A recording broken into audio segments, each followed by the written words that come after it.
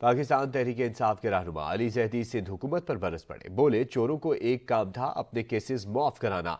आसिफ अली जरदारी ने इमरान खान पर हमले किए, बंदे हायर किए हैं। इसाक डार ने बड़े बड़े दावे किए लेकिन वजारत संभालने के बाद मुल्क को नुकसान पहुंचाया। फवाद चौधरी की गिरफ्तारी पर तनकीद करते हुए बोले कि इन्हें फवाद को गिरफ्तार करके क्या मिला है। चोरों को बिठा दिया है जिनका सिर्फ एक काम था अपने केसेस माफ करवा के अपने एसेट्स उन्होंने अनफ्रीज करवा लिए 5.2 अरब बिलियन रुपयों के, वो सारे अन करा दिए। मैं तो ये देख रहा हूं कि सागदार सरकारी जहाज में भागा था अपनी हुकूमत में, शायद खाकान अब्बासी उस वक्त फाइनेंस अपना प्राइम मिनिस्टर थे। उसके बाद शायद खाकान फिर ये इसाकदार बोला मेरी कमर में दर्द है, वहां टैक्सियों के पीछे भागते हुए नजर आता था लंदन की रोडों पे, वहां कमर ठीक हो गई जाके, जैसे प्लेटलेट्स ठीक हो गए इनके समधी नवाज शरीफ के।